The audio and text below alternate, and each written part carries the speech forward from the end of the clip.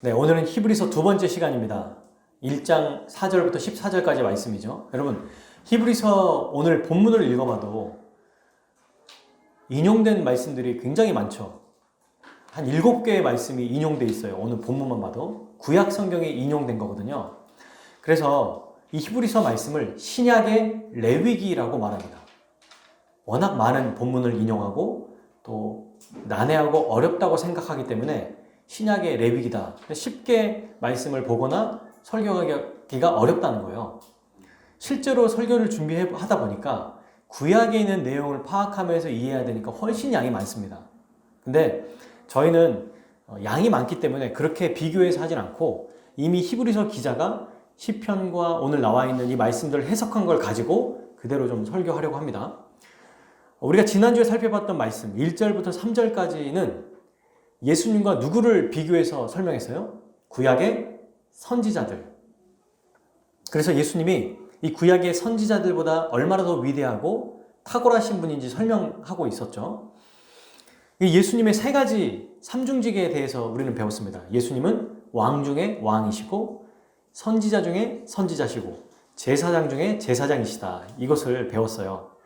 사실 여러분, 예수님은 구약 선지자들과 비교할 분이 아니에요. 왜냐하면 이스라엘 백성이 혹은 우리가 정말 존경하다 못해 훌륭하게 생각하는 이 구약의 선지자들, 하나님께 쓰임받은 이 선지자들이 예수님을 어떻게 봤습니까? 주님으로 생각했어요. 그러니까 예수님은 이미 비교 대상이 안 되는 거예요. 구약의 선지자들도 의지하는 주님이신 겁니다. 그러니 이 비교가 참 불가하지만 이 당시에 있는 성도들에게는 구약 율법으로 다시 돌아가려고 하는 자들에게 예수님의 탁월성을 통해서 계속 머물러라, 그리스도의 복음 안에 있어라 라고 얘기했던 거예요. 우리가 지난주에 살펴봤던 2절과 3절이 예수님이 어떤 분이신지에 대해서 살펴봤죠. 그렇죠? 하나님의 영광의 광채고 또 본체의 형상이고 만유의 상속자고 세계를 지었고 능력으로 함께하는 이 2절 3절이 여러분 히브리서 앞으로 4절부터 나와 있는 예수님의 이야기를 전체 예수님의 속성, 그분의 성품, 그분의 인격, 사역을 압축해서 요약한 거거든요. 그러므로 이제 4절부터 본 14절까지 오늘 보는 본문도 예수님이 어떤 분이신지 압축했던 것들을 조금씩 풀어서 더 자세하게 설명하는 내용이라고 보면 돼요. 오늘 본문은 특별히 예수님의 왕직에 대해서 좀 더 자세하게 설명합니다. 왕이신 예수님이 어떤 분이신가 이것을 좀 더 자세하게 설명합니다. 근데 이 비교 대상이 누구냐면 오늘은 천사입니다. 실제로 이 본문은 1절부터 4절까지 하나로 딱 끊어져 있고요. 5절부터 14절까지 보통 그렇게 보거든요. 헬라어가 딱 4절에 끝나요.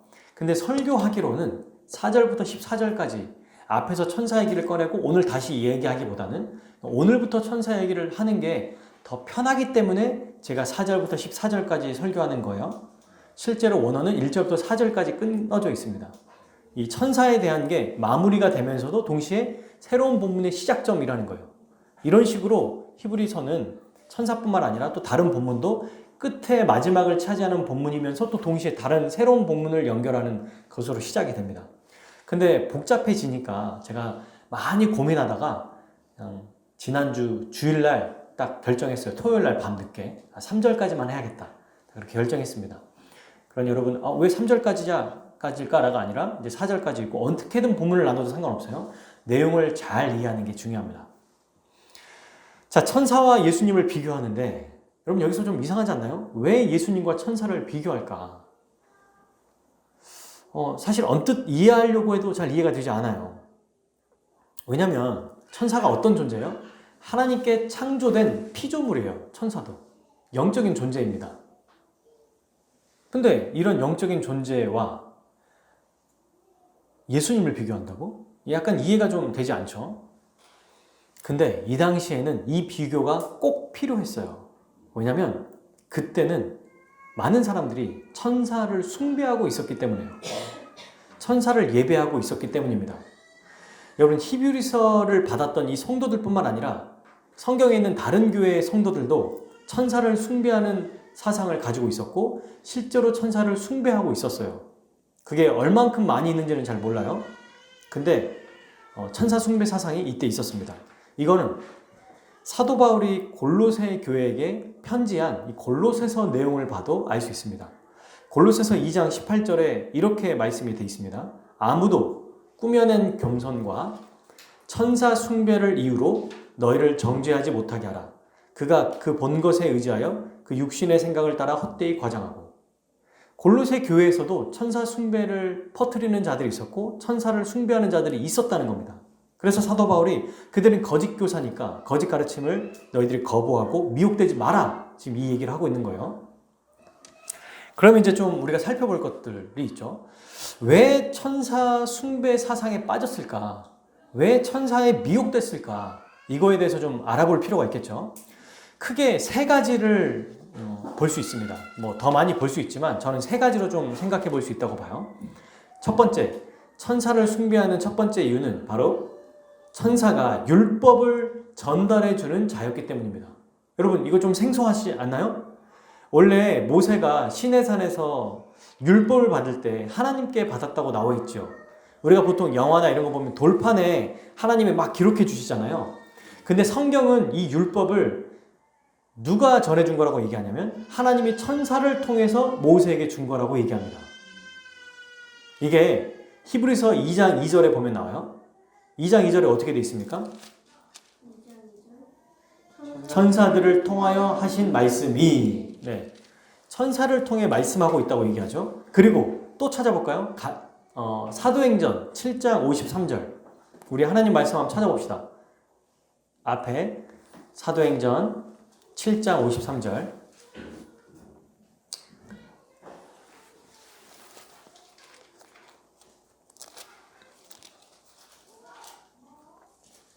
자, 읽어보겠습니다. 7장 53절 시작.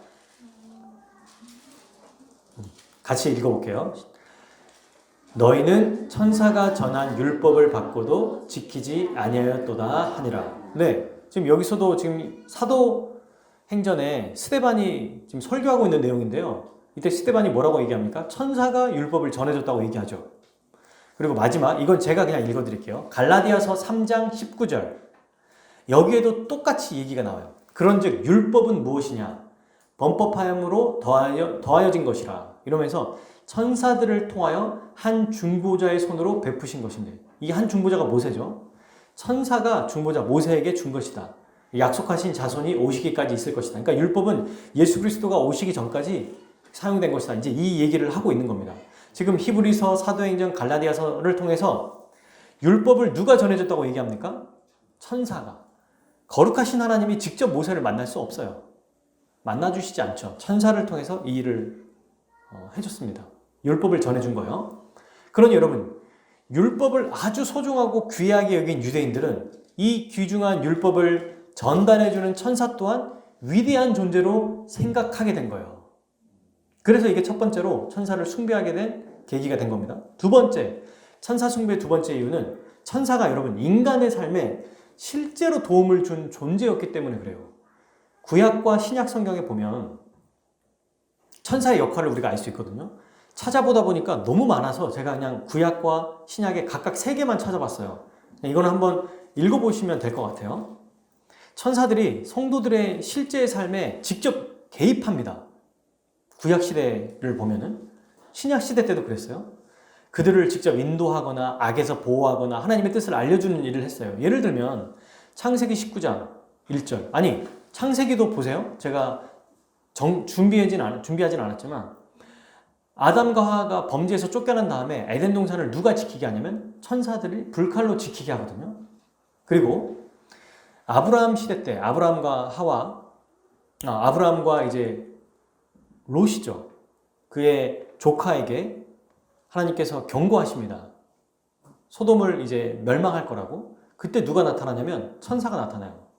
뭐 창세기 19장 1절 저녁 때 그 두 천사가 소돔에 이르리니 마침 롯이 소돔 성문에 앉아 있다가 그들을 보고 일어나 영접하고 땅에 엎드려 절하며 천사가 직접 나타나서요 얘기하고 대화합니다.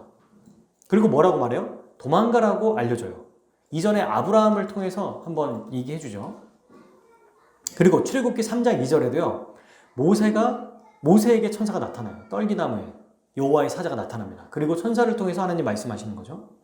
사사기 13장 3절에도 보면 삼손을 낳게 될 거라고 천사가 또 나타납니다. 여러분 이거 말고도 왕정시대 다니엘은 어떻습니까? 다니엘과 세 친구들 풀무불에 들어갈 때 어때요? 천사가 한 명 있었어요.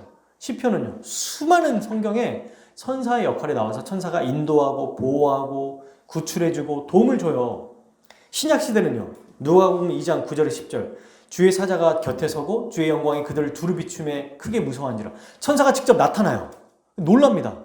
목동들이. 그리고 뭐라고 말해요? 무서워하지 말라. 보라 내가 온 백성에게 미칠 큰 기쁨의 좋은 소식을 너희에게 전하노라. 예수님의 탄생을 천사가 나타나서 백성들에게 직접 선포해요. 얼마나 놀라요. 무서운 거예요. 영적인 존재가 나타나기 때문에. 더 놀라운 건요.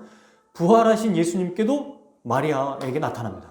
또 예수님이 승천하신 모습을 볼 제자들에게도 120명의 사람들에게도 천사가 나타나요. 그래서 사도행전 1장 10절 승천하신 예수님을 보고 있는 제자들에게 뭐라고 그래요? 어찌하여 하늘을 보고 있느냐? 올라가신 그분이 다시 오실 것이다 라고 천사가 또 얘기합니다.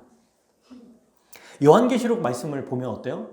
천사가 요한에게 환상을 알려주고 보여줘요. 여러분 이처럼 직접 성도들의 삶에 개입하고 나타나고 인도하는 것을 볼 수 있잖아요. 그러니 천사가 어떻습니까? 가깝고 친근하고 나를 도와주는 수호천사라고 막 이런 거 얘기 많이 하지 않습니까? 우리도.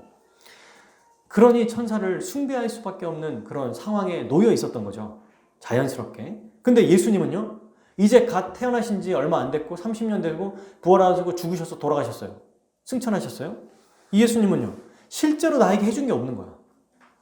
실제로 뭐 한 게 없잖아요. 예수님이 뭘 했어요? 이들이 보기에. 아무것도 해준 게 없고 오히려 천사가 자기를 더 많이 도와주는 겁니다. 그리고 천사를 숭배하게 된 세 번째 이유는 바로 천사의 도덕성과 초월성 때문에 그래요. 천사는 육이 없죠. 영적인 존재입니다.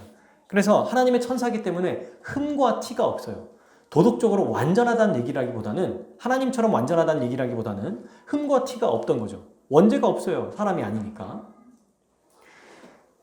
또 천사는 우리와 다른 영적인 존재라 초월한 존재입니다. 근데 이 초월성도 하나님과 같은 존재의 초월성이 아니에요. 이게 무슨 말이냐면 여러분 우리는 이 땅에 살면서 어때요? 진흙탕 같은 이 세상이라고 표현하는 사람도 있어요. 이 땅에 발을 담그며 살아요. 천사는요. 이 세상과 연관이 없어요. 발을 담그며 살지 않아도 되는 존재입니다. 뭘 해야 되죠 우리는? 당장 내일부터? 일해야 돼요. 자녀를 키워야 돼요. 말 안 듣고 이렇게 설교하는 데서 막 떠들고 난리치고 난장판 있는 자녀를 다독이고 다시 설교를 들어야 되는 정말 지지고 볶고 살아야 된다는 거예요 지금. 우리는 현실이 그렇다는 겁니다. 근데 천사는 그렇지 않아도 되는 거죠. 이게 부러운 거예요. 이처럼 여러분 크게 이 세 가지의 이유로 이 당시의 사람들은 천사를 동경하고 숭배했습니다. 오늘날도 뉴에이지 사상이나 또 이상한 이단, 집단에서는 천사를 숭배하는 사상이 있어요. 하지만 이때는 더 만연했다라는 것을 우리는 알아야 될 겁니다. 이걸 전제하고 있어야 돼요. 근데 천사는 어때요? 결론적으로 말하면 하나님의 심부름꾼입니다. 그냥 심부름꾼일 뿐이에요. 천사는 스스로 독단적인 어떤 일을 할 수 있는 존재가 아닙니다. 또 그걸 할 수 있는 능력도 없어요. 그냥 하나님이 창조하신 피조물로서 하나님의 명령하신 것을 그저 행할 뿐이에요. 천사가 사람들을 도와주고 인도하고 보호한 것도 그가 스스로 능력이 있어서 한 게 아니고 하나님의 능력을 주시고 하나님의 행하라고 하셔서 한 거지 자기 힘으로 독단적으로 한 게 아니거든요. 그리고 여러분 천사는 우리가 천사를 부러워한다고 했지만 천사는 오히려 우리를 부러워합니다. 베드로전서 1장 12절에 보면 이렇게 되어 있어요. 후반부에 천사들도 살펴보기를 원하는 것이라. 그러니까 베드로가 뭐라고 얘기하냐면 베드로전서에서 지금 복음을 너희가 지금 받았다. 근데 이 복음의 내용을 천사들도 알고 싶어 한다 라고 말해요. 우리에게 복음을 주신 거예요. 복음은 천사가 전하지 못합니다. 우리가 전하죠. 여러분 천사가 와서 복음을 전해줍니까? 아니에요. 교회에서 복음이 선포되고 우리가 말로 복음을 전하죠. 인간, 우리 사람에게 주신 거예요. 근데 이 복음이 얼마나 위대한지 천사들도 흠모한다고 얘기해요. 사랑하는 여러분, 천사가 우리를 부러워하는 존재입니다. 우리가. 그리고 성경에서는 천사 스스로도 천사의 입을 통해서도 천사를 섬기지 말고 하나님을 섬기고 하나님을 경배하라고 말하는 구절이 있어요. 성경에도. 요한계시록에 보면 22장 8절 9절에 요한이 이 모든 환상을 다 보고 말씀을 딱 듣고 이제 어떻게 하냐면 천사가 너무 막 장엄하고 위대한 모습으로 보이니까 실제로 천사가 영광스러운 부분도 있죠. 그랬더니 천사를 보고 막 엎드려서 경배하려고 합니다. 8절 이것들을 보고 들은 자는 나 요한이니 내가 듣고 볼 때 이 일을 내게 보이던 천사의 발 앞에 경배하려고 엎드렸더니 여러분 이 정도로 천사가 굉장히 위대해 보인 거예요. 근데 9절 그가 천사가 내게 말하기를 나는 너와 내 형제와 선지자들과 또 이 두 마리의 말을 지키는 자들과 함께 된 뭐다? 종이니 나는 아무것도 아니다. 그리하지 말고 하나님께 경배하라 하더라. 천사도 자기를 경배하는 좀 하라고 말하는 자가 아니에요. 피조물이니까. 종입니다. 그냥 하나님의 파수꾼이에요. 그러므로 천사를 숭배하는 것은 얼마나 어리석은지를 우리가 알아야겠죠. 이런 배경 속에서 오늘 말씀을 이해하면 좋겠어요.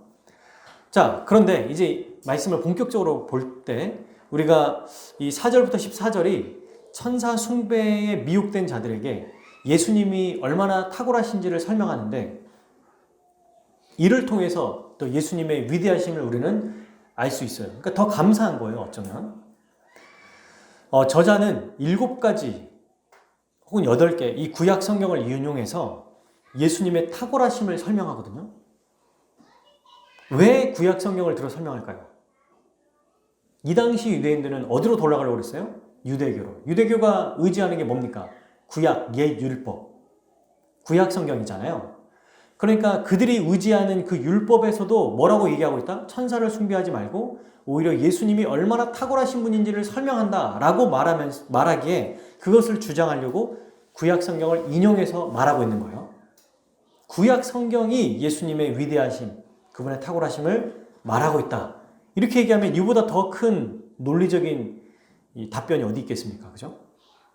근데 오늘 말씀에 인용된 성경은요, 신명기, 베드로, 사무엘하, 시편 이렇게 한 4가지 정도 되거든요. 근데 그 중에 시편이 가장 많이 인용됐어요. 그래서 제가 인용된 말씀 구절은 설명해 드릴 거예요. 여러분들도 아마 책에 보면은 각주라고 해서 쓰여져 있는데요. 내용은 다 살펴보지 않겠습니다. 아까 말한 것처럼. 근데 나중에 우리가 시편 110편에 대해서는 시간이 될 때 한번 살펴볼 거예요. 왜냐하면 시편 110편은 이제 여기서부터 시작돼서 계속 나오거든요.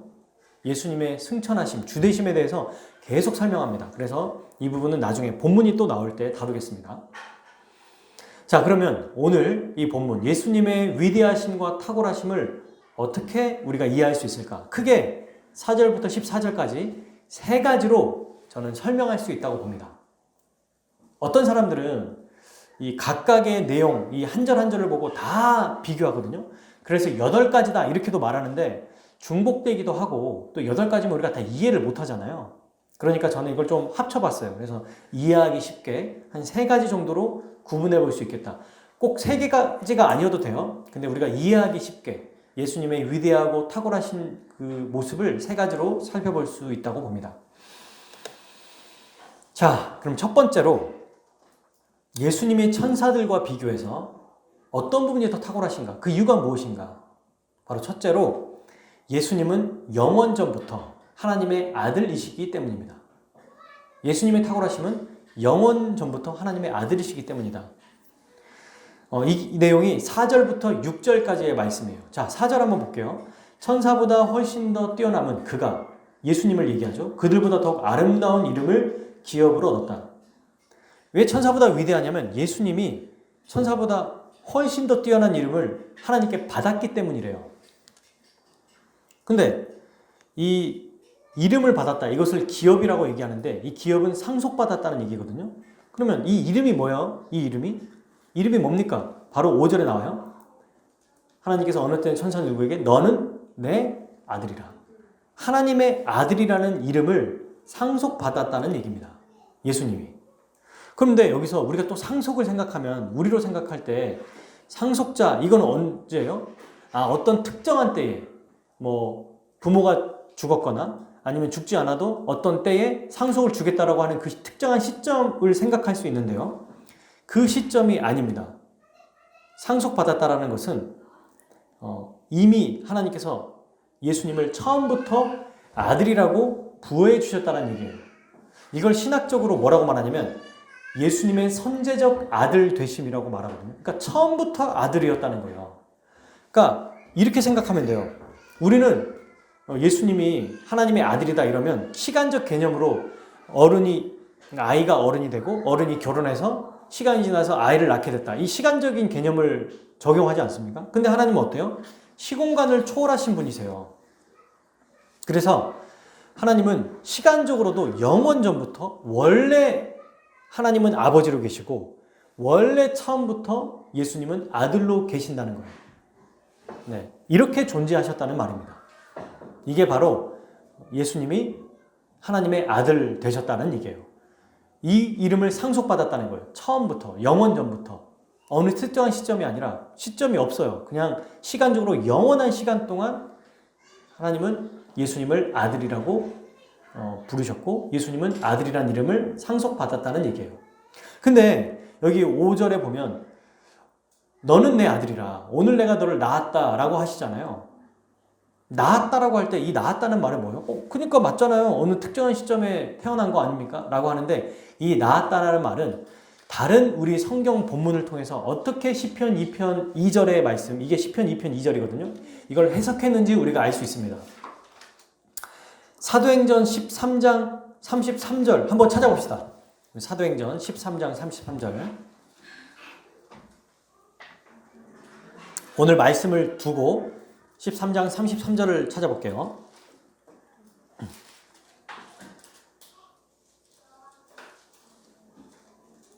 이 사도행전에서도 시편 2편을 해석하면서 이 글을 써놨거든요. 자, 한번 읽어볼게요. 시작. 곧 하나님이 예수를 일으키사 우리 자녀들에게 이 약속을 이루게 하셨다 함이라. 시편 둘째 편에 기록한 바와 같이 너는 내 아들이라 오늘 너를 낳았다 하셨고. 네, 오늘 너를 낳았다라고 할 때 이때가 언제예요? 예수님의 어떤 시점이에요? 하나님이 예수님을 뭐 할 때? 일으키실 때. 이 말이 뭡니까? 부활하셨을 때를 얘기해요.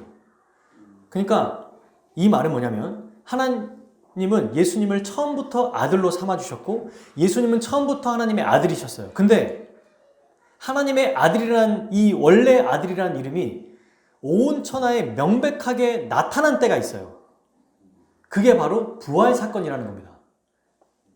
그래서 영원 전부터 하나님의 아들이셨던 예수님이 부활을 통해서 너를 낳았다라고 하는 이 명백하게 아들이심을 이미 밝혀졌다는 얘기예요. 이 말은. 그래서 예수님의 부활하심으로 하나님의 아들로 더 증명되셨다. 오히려 이미 아들이셨는데 아들로 선포되셨다. 이런 뜻입니다. 근데 여러분, 이 이름을 천사에게 준 적이 있어요? 없어요. 그게 바로 5절입니다. 하나님께서 어느 때에, 대체 언제 천사 중 누구에게 예수님과 같이 처음부터 아들이신 그 예수님을 부활시키셔서 내 아들이라고 증명한 적이 있느냐? 없죠, 당연히. 없죠. 그리고 이 예수님은 하나님의 아들이면서 동시에 또 뒤에 나오죠. 하셨으며 또다시 나는 그에게, 우리 히브리서 1장 5절이에요. 나는 그에게 아버지가 되고 그는 내게 아들이리라. 이거는 사무엘하 7장에 대해서 7장 13절 다윗의 언약을 얘기하시면서 하신 말씀이거든요. 다윗에게 솔로몬을 먼저 1차로 얘기한 겁니다. 나는 너의 아들에게 아버지가 되고 그는 내게 아들이리라. 그러나 이거는 솔로몬이 아니라 원래 누구에게 대하신 말씀이다? 예수님께 하신 말씀이다. 그것을 적용한 거예요. 그래서 예수님이 어떤 분이냐? 바로 하나님의 영원 전부터 아들이시면서 부활을 통해서 증명되신 분이신데 그분은 다윗 계열의 왕이시다. 인간으로 오시는 왕이시다. 그러니까 예수님이 그냥 형체 없이 흐물흐물한 영혼이 아니라 인간이시라는 거예요. 인간으로 오신 그분이 바로 하나님의 영원 전부터 유일한 왕이시고 독생자이라는 뜻입니다. 그래서 여러분 이 5절에 너는 내 아들이라 오늘 내가 너를 낳았다라고 할 때 사실 이거 가지고 찬양을 만든 것도 있죠. 힘들고 지쳐 막 하면서 너는 내 아들이라. 그러니까 이거는 사실은 정말 신학적으로 아주 비판적으로 보면 그렇게 보진 않지만 이거는 잘못된 찬양입니다. 왜요? 예수님에 대한 얘기거든요. 근데 우리가 너는 내 아들이라 오늘 내가 넣었다. 우리에게 적용하면 안 돼요. 1차적으로는 예수님의 이야기고 그 다음에 우리에게 적용하면 되는데 이거를 그냥 아무 생각 없이 적용해서는 안 된다. 그래서 이건 예수님에게만 하신 말씀이다 라는 것을 우리는 기억할 필요가 있어요. 자, 천사는 예수님과 비교할 대상이 아니라 그저 예수님의 어떤 존재인지를 이제 6절에서 설명합니다. 6절 후반절 보세요. 또 그가 마다들 이끌어 세상에 다시 들어오게 하실 때에 하나님의 모든 천사들은 그에게 뭐한다? 경배할지어다. 네, 천사는 어떤 존재다? 경배하는 존재예요. 누구를? 예수님을. 그런 경배하는 자를 어떻게 예수님과 비교한단 말입니까? 그죠? 신하와 왕을 비교하는데 아주 그냥 저기 밑에 있는 신하와 왕을 비교할 때 신하는 왕을 섬기는 자인데 어찌 이 신하가 왕과 같이 섬겨야 하는 대상이 되겠느냐라는 얘기를 지금 하고 있는 거예요. 그럼 천사는 언제부터 예수님을 경배했을까요? 그게 바로 6절의 말씀이에요. 여러분 이 말씀이 조금 어려울 수 있어요. 또 그가 마다들. 이때 이 마다들이 누구냐면 그가는 하나님이죠. 지금 하나님이 주어로 계속 등장하는 거예요. 하나님이 마다들을 이끌을 때 이 마다들이 누구냐면 예수님이십니다.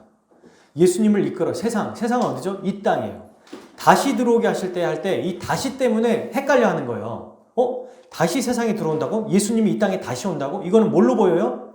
재림처럼 보여요. 근데 그게 아니고 여기서 쓰이는 다시는 그냥 그리고 또라는 말로 쓰여야 됩니다. 그러니 다시가 없어도 돼요, 이 말이. 그가 마다들 이끌어 세상에 들어오게 하실 때에. 그래서 이 6절은 성육신, 예수님이 이 세상에 처음 오신 성육신으로 보는 것이 좋습니다. 실제로 이것 가지고 여전히 제가 보고 있는 그 수많은 학자들이 이거 가지고 많이 논쟁이 있어요, 지금도. 이게 재림이다, 성육신이다. 근데 아무 상관없습니다. 재림으로 보든 성육신으로 보든. 근데 성육신으로 보는 게 좀 더 자연스럽기 때문에 이렇게 보자는 거예요. 그래서 이거를 여러분 제가 꼭 얘기한 것만이 아니라 다른 우리 쉬운 성경, 우리말 성경 타번역본을 보면 다시를 다 뺐어요. 원어의 표현을 살려서. 그래서 이렇게 얘기합니다. 예수님이 이 세상에 다시 들어오셨다는 의미보다 예수님이 이 땅에 들어오셨을 때라고 보는 거예요. 그러니까 타번역본은 이렇게 해석해요. 세상에 들어오게 하실 때에 그가 마다들을 세상에 들어오게 하실 때 이렇게 보통 표현해요. 다른 번역본을 한번 여러분들이 나중에 참고해 보시면 또 그렇게 나옵니다. 그래서 예수님이 성육신 하셨을 때부터 천사들이 뭐 했다고요? 6절 후반절 그에게 경배했다. 언제 했어요? 예수님이 탄생하셨을 때. 하늘에는 뭐다? 땅에는 뭐다? 이렇게 나오죠. 기쁨이고 또 영광이고 하늘의 영광이고 땅 기뻐하는 너희들이 뭐 평강이다 뭐 이렇게 얘기하지 않습니까? 천사들이 찬양했어요. 예수님이 처음 오셨을 때 태어나실 때 그렇게 했죠. 그러니 천사는 어떤 역할을 하는 거냐면 처음부터 예수님을 경배하는 역할을 한 존재이라는 겁니다. 그런 존재일 뿐이에요. 자, 지금까지 정리해보면 예수님은 처음부터 어떤 분이다? 하나님의 아들이셨다. 왕이신 예수님은 처음부터 하나님의 아들이시고 그리고 하나님의 구원 계획을 실현하기 위해서 다윗의 후손으로 이 땅에 사람으로 오신 거예요. 이런 예수님에게 천사는 어떤 역할을 했습니까? 예수님과 같이 경배를 받아요? 아니죠. 예수님을 경배하는 자로 그런 역할을 감당했다라고 얘기하는 겁니다. 여기서 여러분 특이한 표현이 맏아들이라는 표현이거든요. 맏아들이란 말은 큰 형님이라는 뜻이에요. 이 말은 무슨 뜻입니까? 큰 형님이 있다는 말은 동생들도 있다는 얘기거든요. 동생들이 누군지 아세요? 우리예요, 우리. 왜 큰 형님 맏아들로 세우셨는가? 왜 예수님은 맏아들이 되셨는지 아십니까? 우리를 하나님의 자녀 삼아 주셔서 예수님과 같이 아들 되게 하시려고 맏아들이 되신 거예요. 그러니까 예수님은 왕이시지만 다윗 계열의 후손으로 왕으로 오셔서 우리를 위해 구원을 이루셨죠. 십자가에 죽으시고 완전한 인간으로 태어나셨습니다. 그래서 하나님의 아들로 선포되셨고 이미 아들이신 그분이 선포되신 거예요. 그리고 우리를 구원하셔서 우리도 하나님의 양자 곧 아들로 삼아 주신 거예요. 하나님이 예수님으로 인해서 우리를 둘째, 셋째, 넷째 아들로 삼아 주신 것입니다. 그러니 여러분 우리도 예수님과 뭐다? 형제다. 근데 예수님과 형제이기 때문에 맘먹으면 안 돼요. 이 첫째와 나머지 아들들의 갭 차이는 하늘과 땅 차이죠. 이분은 우리가 섬기고 경배해야 될 형님이세요. 근데 양아들이라고 했을 때 오늘날 생각하는 입양과 이 당시의 입양의 개념은 다릅니다. 그 당시 입양은요 똑같이 재산을 받았어요. 대단하죠. 우리는 그리스도 안에 있기 때문에 그분의 맏아들이신 그 예수 그리스도의 은혜로 하나님과 동등하게 동일하게 같은 은혜를 다 받아요. 이게 맏아들이 한 역할입니다. 대단하지 않습니까? 그래서 양아들이다라고 할 때 로마서에서 계속 양자로 삼으셨다고 할 때 아니 진짜 아들이 아닌데 어떻게 성령을 보내줘요 우리에게. 참 아들이기 때문에 진짜 그리스도의 영이신 그분이 우리에게 오신 거예요. 놀라운 일을 행하신 겁니다. 이거를 아주 짤막하게 딱 한 문장으로 썼죠. 맏아들 이 딱 표현으로 멋있지 않습니까? 우리를 맏아들로 삼아 주셨어요. 자, 그리고 우리는 이제 계속해서 둘째로 한번 살펴보겠습니다. 예수님이 천사들과 비교해서 왜 더 탁월하신 분인가? 둘째로 예수님은 영원하신 하나님이시기 때문입니다. 여러분, 이 첫 번째 말씀만 보면은 사람들이 이렇게 많이 얘기해요. 아니, 어쨌든, 하나님의 아들이 된 거잖아. 자꾸 이렇게 말하는 사람들이 있습니다. 자유주의 신학에서는 예수님이 사람이었는데, 지난주에 제가 아마 설명했을 거예요. 하나님 말씀에 다른 사람들보다 더 잘 순종해서 인간들보다 좀 더 높은 위치로 세워주셨다. 그래서 주님이 되게 하셨다라고 말해요. 원래는 피조물이었는데 신은 아니지만 신 바로 밑에 있는 존재로 여겨졌다는 거예요. 그래서 예수님을 아주 낮춰버립니다. 왜? 성경에 이런 표현들 때문에 주님이 되게 하셨다라든지 아들을 낳게 하셨다라든지 이거를 성경 전체로 이해하지 않으면 마치 하나님이 예수님을 어느 시점에 세워주셨고 그것 때문에 예수님의 순종 때문에 높아지셨다. 그러니 우리도 예수님처럼 순종하면 높아진다. 이런 이상한 교리들을 만들 수가 있습니다. 이게 이단들, 우리가 알고 있는 지금 아주 우리나라에 유행한 신천지, 구원파, 이런 형제교회 이런 데서 좀 많이 사실 사용하고 있는 어떤 표현들이에요. 그러니까 잘 봐야 됩니다. 우리는 예수님과 같아질 수 없어요. 그분의 은혜를 입어서 하나님의 아들이 되는 거죠. 그리고 예수님은 영원전부터 하나님의 아들이시다. 그거를 뭘로 증명하냐면 그 다음에 바로 나옵니다. 7절에서 12절 예수님이 어떤 분이다? 바로 하나님이시다라는 것을 얘기해요. 7절은 여러분 시편 104편 4절을 인용한 건데요. 천사들의 존재와 그의 사역에 대해 설명합니다. 이걸 읽어보면은 그의 천사들은 그는 또 누구예요? 이때 하나님이시죠. 성부 하나님. 성부 하나님은 그의 천사들을 바람으로 그의 사역자들을 불꽃으로 삼으시니라. 그러니까 천사의 존재와 사역을 좀 설명하고 있는데 천사가 어떤 자다? 바람이다. 불꽃이다. 그의 사역자들은 앞에 사역자와 천사가 같은 말이거든요. 동일한 천사를 얘기하는 거예요. 그러니까 천사가 어떤 존재다? 바람과 불꽃이다. 지금 이렇게 표현하고 있어요. 이 말은 뭐냐면 바람은 어떻습니까? 빠르죠. 그래서 천사의 신속함 이걸 표현하고요. 불꽃은 힘이 있잖아요. 막 불꽃이 있으니까 힘을 의미하는 거예요. 그래서 천사를 하나님의 명령을 재빠르게 바람처럼 실행하고 힘있게 실행한다는 뜻이에요. 천사가 이런 존재다라는 것을 설명하고 있습니다. 그럼에도 불구하고 천사는 비록 빠른 바람처럼 힘있는 불꽃처럼 존재할지라도 이런 어떤 영광의 모습이 있긴 하지만 예수님과 비교할 수 없다는 것을 설명해요. 그래서 바로 8절에 얘기합니다. 곧바로 읽어볼까요? 8절과 9절 읽어보겠습니다. 시작. 아들에 관하여는 하나님이여 주의 보좌는 영영하며 주의 나라의 균은 공평한 균이이다. 주께서 위를 사랑하시고 불법을 미워하셨으니 그러므로 하나님 곧 주의 하나님이 즐거움의 기름을 주께 부어 주를 동료들보다 뛰어나게 하셨도다 하였고. 아멘. 여러분 이 8, 9절은 시편 45편을 인용한 건데요. 여러분 이게 진짜 놀라운 게 시편 45편을 보면 인간 왕에 대해 설명을 하거든요. 시편 45편이. 그러니까 왕에 대해 쭉 설명하다가 갑자기 딱 한 구절에서 6절에 뭐라 하냐면 갑자기 하나님이여 이 말이 딱 나와요. 그래서 구약 시대의 율법을 해석하는 랍비들 또는 사람들, 선지자들도 어려워했어요. 인간 왕을 막 설명하다가 갑자기 하나님이여라는 말이 나오니까 이게 뭐지? 그러니까 해석을 못했던 겁니다. 근데 이게 결국 누구에 대한 얘기였어요? 인간 왕으로 오신 예수님에 대한 얘기인 거예요. 드디어 시편 45편이 제대로 해석된 겁니다.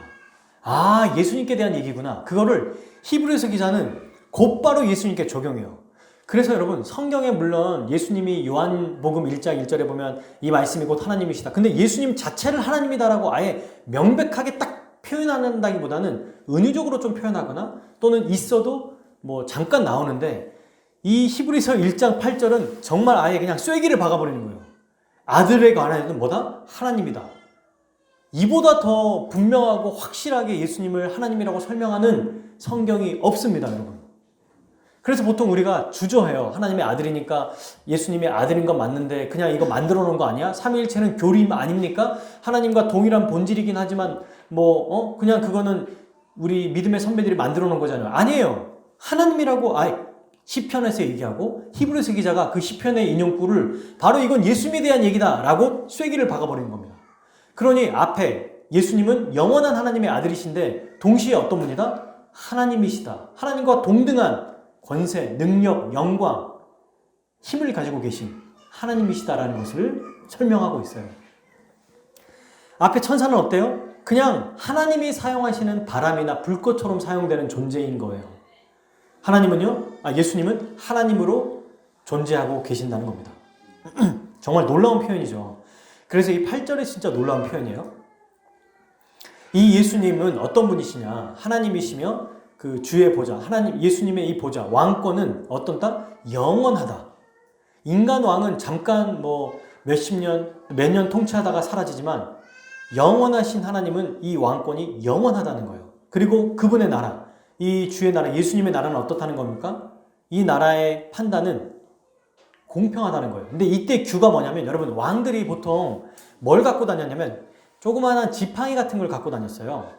그걸 규라고 하거든요. 이거 가지고 심판을 하거나 이거 가지고 통치했습니다. 그러니까 통치권을 뜻해요. 이 나무 혹은 왕들이 가지고 있는 지팡이 같은 거. 그 왕만 가지고 있는 거예요, 이게. 그래서 나중에 후임 왕을 물려받을 때 이 규를 전달해 줍니다. 통치권을 얘기하는 거죠. 그러니 예수님은 어떤 분이냐면 하나님 나라의 왕권, 이 통치를 하시는데 어떻게 통치하신다? 공평하게 통치하신다. 그래서 의인에게는 의롭다함을 그러니까 의인에게는 복을 주시고 뒤에 나오죠, 9절에 또 악한 자들에게는 심판하고 정죄하신다라는 그 일을 행하신다는 거예요. 여러분 이 9절이 원래 누가 이 일을 하시는 겁니까? 하나님, 성부 하나님이 의를 사랑하시고 불법을 미워하시잖아요. 근데 예수님도 이런 분이시라는 겁니다. 그래서 하나님, 곧 주의 하나님, 예수님의 하나님이 즐거움으로의 기름을 예수님께 부었어요.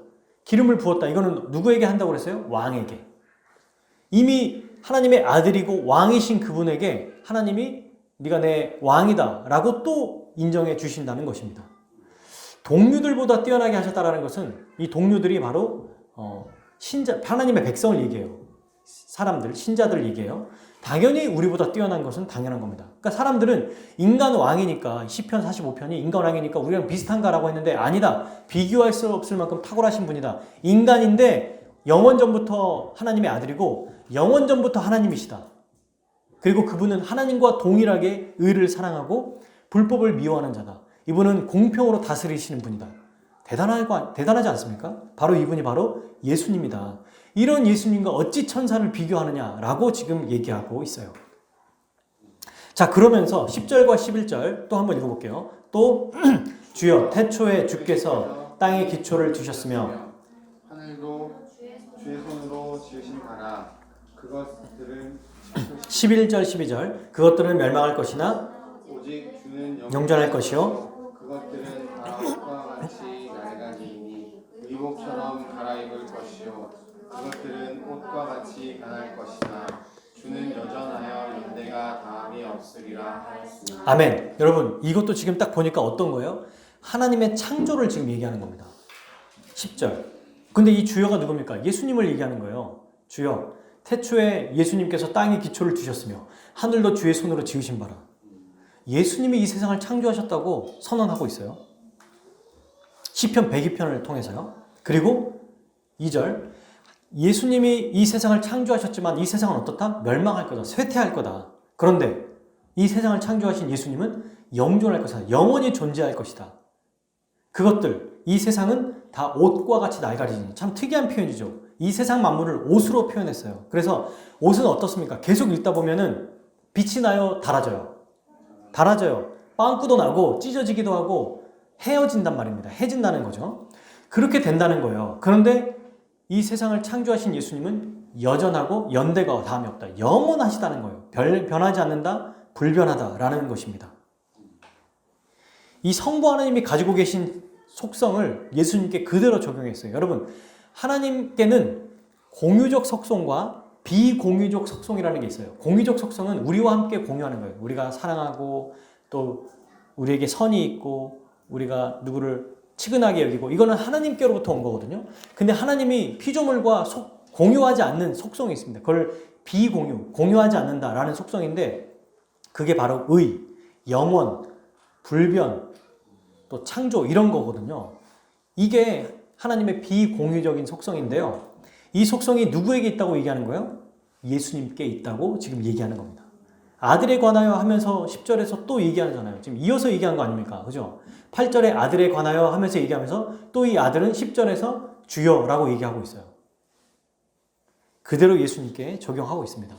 그러면서 12절, 이 세상은 의복처럼 갈아입혀질 것이다. 그것들은 옷과 같이 변할 것이나 주에는 변하지 않는다. 이렇게 얘기하고 있습니다. 이렇게 쇠퇴하는 세상, 이 세상이 실제로 없어져 버린다는 얘기가 아니라 어떻게 된다는 거냐면, 예수님이 그러니까 의복처럼 갈아입을 것이요, 그것들은 옷과 같이 변할 것이나 갈아입을 것이요, 예수님이 이것을 의복처럼 접어가지고 치워버린다는 얘기거든요. 이게 이 세상을, 그 말은 세상을 멸망시킨다는 얘기가 아니라 재림하셔서 어느 때에 세상을 심판하시는 것을 얘기해요. 그러니까 이 피조 세상과 예수님과 어떤 비교가 있습니까? 이 세상은 일시적이고 영원하지 않다. 심판받을 세상이다. 그런데 예수님은요, 영원하다, 변하지 않는다, 창조주다, 그리고 그분은 영원토록 존재하시는 분이다. 이거를 지금 비교하고 있는 거죠. 그분은 그래서 그 누구다? 하나님이시다. 사랑하는 여러분, 이게 사실 우리에게 엄청난 위로가 됩니다. 가장 큰 위로가 돼요. 영원한 위로가 돼요. 왜요? 예수님이 변하지 않으신다는 것은 그분이 우리를 위해 행하신 뭐도? 구원, 그분의 사역도, 그리고 우리를 향한 지금 현재 가지고 계신 마음도 변한다, 변하지 않는다? 변하지 않는다는 얘기예요. 그러므로 우리에게 지금도 베풀어 주신, 이미 이루신 구원도 변하지 않고요. 우리에게 지금 주시는 은혜, 사랑, 자비, 평강, 의로움, 복, 이 모든 것들이 우리의 어떠함 때문에 바뀐다, 안 바뀐다? 안 바뀐다는 거예요. 얼마나 멋집니까? 이게 바로 예수님의 하나님 되심을 얘기하고 있습니다. 자, 마지막 세 번째로, 예수님이 천사들과 비교해서 어떤 부분이 탁월하신가? 그 탁월하신 이유가 뭐냐? 바로 셋째로, 예수님은 모든 만물을 다스리시는 주님이시기 때문입니다. 13절과 14절 말씀이죠. 13절 또 얘기해요. 아니, 하나님이 어느 때 천사 중 누구에게, 시편 110편 말씀을 인용한 거거든요. 1절에 내가 내 원수로 내 발등상에 되게 하기까지 너는 내 우편에 앉아있으라 하셨느냐. 천사들에게 이런 얘기를 한 적이 없다는 거예요.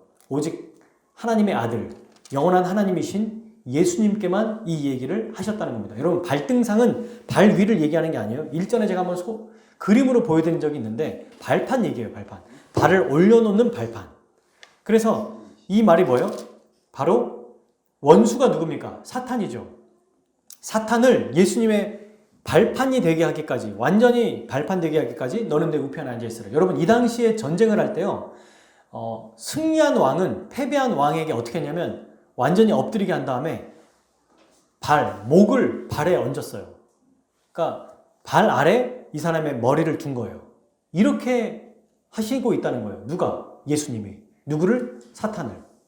완전 최종적으로 그렇게 되게까지 계속해서 보좌 우편에 앉아있으라 라고 말씀하신다는 겁니다. 이렇게 말씀하셨다는 거예요. 그러니까 예수님이 모든 만물의 통치자, 주님이 되셔서 사탄을 이미 밟고 계신데 완전히 밟을 때까지, 이 말은 뭐예요? 다시 오실 때까지 계속해서 주님으로 통치하고 있으라. 이 얘기를 누구에게 이 의무를, 역할을 주셨다고요? 예수님께. 천사는요? 지금 앞에 나오죠? 천사는 어떤 역할을 했어요? 14절 읽어볼까요? 모든 천사들은 섬기는 영으로서 구원받을 상속자들을 위하여 섬기라고 보내심을 아니냐. 여러분, 모든 천사는 예수님을 먼저 섬긴다고 했잖아요. 경배한다고 했잖아요. 근데 예수님이 주님이 되셔서 맏아들로 우리에게 행하신 구원으로 인해서 이제 우리도 섬기는 존재가 되었어요. 누가? 천사가. 예수님의 주되신 그 사역으로 인해서 우리도 예수님과 같이 섬김을 받는 존재가 되었다는 겁니다. 천사의 역할은 그냥 어떤 역할이에요? 하나님께 부림받는 바람이나 또 불꽃 같은 역할이면서 예수님을 섬기고 누구를 섬긴다? 우리를 섬기는 역할이라는 겁니다. 이런 천사를 왜 숭배하느냐라고 얘기하고 있는 거예요. 뭘 통해서? 그들이 의지하고 그들이 믿고 있는 구약 성경을 통해서 하나하나 다 반박하고 있죠. 아주 멋지게. 말씀을 맺겠습니다. 우리 주 예수 그리스도는 천사보다 비교할 수 없을 만큼 위대하고 존귀하고 탁월하신 분이세요. 그래서 예수님은 오늘 4절부터 14절 말씀을 통해서 어떤 분이다? 영원하신 하나님의 아들이시고 또 영원하신 하나님이시고 또 모든 만물을 다스리시는 주님이십니다. 천사는 이런 예수님께 경배하고 구원받은 백성을 섬기는 자일 뿐이에요. 심부름꾼일 뿐입니다. 그러므로 사랑하는 여러분, 우리는 천사가 아니라 위대하시고 존귀하시고 탁월하신 우리 주 예수 그리스도를 의지하고 섬겨야 돼요. 아멘. 여러분, 근데 좀 이상하죠? 제가 이렇게 적용하니까. 왜요? 오늘날 우리 중에 누가 천사를 섬깁니까?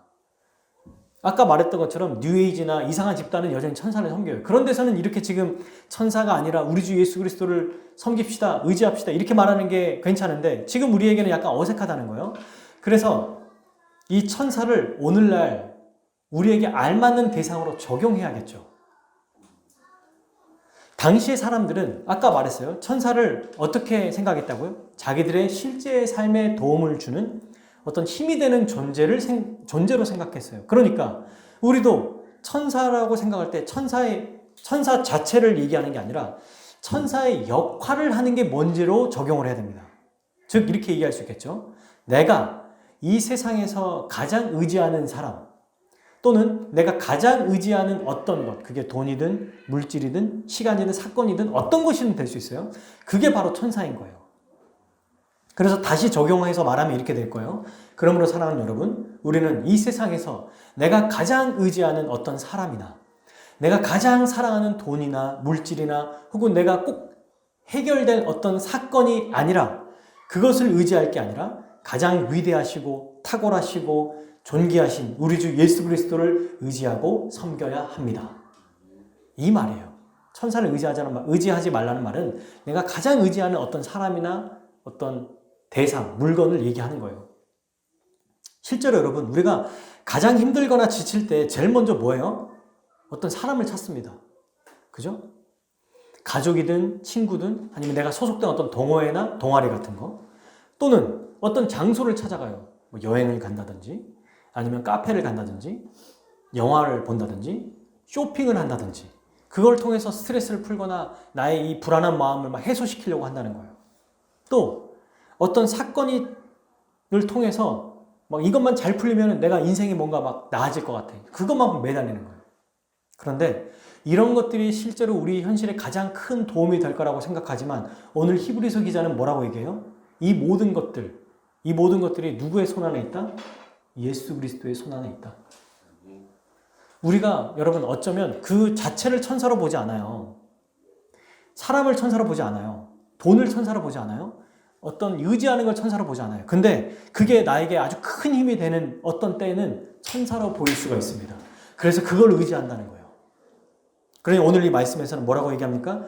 그런 것들, 썩어 없어질 것들, 옷처럼 갈아입혀질 것들, 두루 말려서 없어질 것들을 의지하지 말고 오직 살아계시고 지금도 통치하시고 지금도 우리를 다스리시는 살아계신 영원하신 하나님의 아들, 영원하신 하나님, 주님이신 예수님을 의지해라.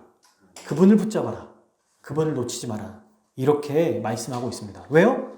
왜요? 예수님이 두 가지 일을 하셨기 때문이에요. 크게. 그게 뭡니까? 방금 우리가 살펴본 것처럼 영원한 하나님의 아들이신 그분이 인간의 왕으로 오셔서 완전한 인간이 되셔서 우리의 구원을 이루어 주셨기 때문이에요. 여러분, 우리가 구원받으려면 어떻게 해야 돼요? 우리의 죄가 없어야 됩니다. 죄가 해결돼야 돼요. 죄가 해결되려면 어떻게 됩니까? 죄의 값은 사망이니까 우리가 죽어야 됩니다. 그죠? 그러니 예수님이 하나님이시기만 하면 안 돼요. 인간이 되셔야 돼. 우리와 똑같은 완전한 인간이 되셔야 돼요. 그래서 영원한 하나님의 아들이신 그 예수님이 인간이 되셨어요. 그리고 인간으로만 되면 안 돼요. 왜? 한 사람만께 구원 못 해주잖아. 그리고 죄가 있으면 안 되잖아. 그러니까 영원한 완전한 하나님이셔야 돼요. 그리고 예수님은 오늘 이 본문에 의하면 영원한 하나님의 아들인 인간 왕으로서, 인간 완전한 사람으로서, 영원한 하나님, 완전한 하나님으로서, 완전한 인간과 완전한 하나님으로서 우리의 구원을 이루어 주셨어요. 이 땅에 오셔서 자기를 희생함으로 십자가에 가장 처참하게 죽으심으로 우리의 구원을 이루어 주셨어요. 근데 이것도 감사한데 이렇게 구원해 주시고 내버려 두신 게 아니에요. 구원해 주신 것만으로 감사한데 내버려 두신 게 아니라 오늘 13절 14절에서 뭐라고 말합니까? 영원하신 아들이자 하나님이신 그분이 우리의 구원을 이루셨다라고 끝난 게 아니고 이 구원을 이루신 이분이 바로 지금도 우리를 다스리시는 주님이시다. 우리를 지금도 직접 보호하고 다스리신다. 사랑하는 여러분, 천사 정도가 아니라 우리 주님이 직접 다스린다고요. 우리를. 그의 성령을 보내셔서 우리에게 역사하신다는 겁니다. 물론 천사를 통해서 어떤 일을 시키실 수도 있지만 우리는 그런 존재가 아니에요. 하나님의 아들로서, 예수님의 동생들로서 우리를 챙겨주신다는 것입니다. 이게 얼마나 놀라운 일이에요. 아니, 이분을 믿어야 되지 않아요? 이분을 의지해야 되지 않아요? 여러분, 선물이 있으면 선물의 포장지를 우리는 의지하지 말아야 됩니다. 선물 자체를 봐야죠. 또 선물을 주시는 분을 바라봐야지 선물을 봐서는 안 됩니다. 이게 오늘 우리에게 주시는 또 중요한 말씀입니다. 예수님은 우리의 삶에 여러분 직접 개입하세요. 지금도 잘 들어보세요. 말씀을 선포하는 이 시간에도 나이가 어리든 성별이 어떻든 간에 아무 상관없이 그 말씀을 아멘하고 받아들이는 자에게 지금 즉시 역사하세요. 지금 즉시 응답하신다는 겁니다. 이게 예수님이 주님으로 통치하고 다스리는 일이에요. 그때 아멘하면 어떤 일이 벌어지냐면 우리의 존재가 거듭나요. 완전히 새로운 존재로 되는 거예요. 말씀이 이해가 되고 믿어지고 이제는 주를 위해 살고 싶어지고 어떻게 하면 주의 뜻대로 살아가게 될까? 주님의 뜻대로 살아가기 가장 기뻐하게 되는 그런 삶으로 우리를 바꿔주신다는 겁니다. 천지가 개벽해도 이런 일은 안 일어나요. 불가능해요. 근데 예수님이 지금도 통치하고 계시기 우리가 기도할 때 주님 시험에 들게 하지 마시고 악에서 구해 주십시오. 일용할 양식을 주십시오 하는 그 순간에 우리 주님이 역사하신다는 겁니다. 너무 놀랍지 않습니까? 그럴 때 가장 우리는 안전하고 평안하고 복된 삶을 살아가는 거예요. 한 번이 아니라 지속적으로 오늘도 내일도 모레도. 그래서 그 예수 그리스도를 깊이 생각할 때 그리스도를 묵상할 때 그리스도께 기도하게 되죠. 묵상할 때 생각하고 기도하게 되죠. 그때 예수님께서 성령을 통해 우리에게 역사하시고 개입하시고 관여하시고 이끌어 주신다는 거예요. 맏형으로 오늘 본문에 의하면 우리의 큰 형님으로 맏아들로 우리의 삶을 지도하고 이끌어 주십니다. 형이 있는 분들 혹은 자매, 형제자매가 있는 분들을 혹시 이걸 알지도 모르겠어요. 인자한 형은요, 자기 시행착오를 겪게 하지 않도록 동생에게 가장 좋은 길을 알려줍니다. 저도 사실 저희 친형이 있잖아요. 학교 다닐 때 공부하는 것도 형에게 배웠고 농구하는 것도 형에게 배웠고요. 진로도 뭘 해야 될지도 형과 상의했고 군대를 결정할 때도 형과 상의했어요. 형이 먼저 그 길을 갔기 때문에 좋은 길을 알려준 거거든요. 형의 도움을 많이 받았어요. 아주 많이 받았어요. 가장 많이 받았어요. 그런데 우리 주 예수님은 우리에게 가장 완전하신 큰 형으로 우리에게 가장 좋은 길, 가장 최고의 곳으로 우리를 인도하신다는 사실을 우리가 믿고 살아갔으면 좋겠습니다. 우리의 영원한 마땅이신 우리 예수님을 의지하고 예배하고 그분께만 순종하며 살아가는 우리 모든 성도님들 되기를 주님의 이름으로 축복합니다. 네, 히브리서 13장 8절 이 말씀을 같이 읽고 우리 함께 기도하겠습니다. 히브리서 13장 8절 이 말씀 한번 읽고 마치겠습니다. 같이 읽어보겠습니다. 히브리서 13장 8절 시작. 예수 그리스도는 어제나 오늘이나 영원토록 동일하시니라. 아멘. 영원히 동일하신 우리 주 예수님 앞에 우리 함께 기도하겠습니다.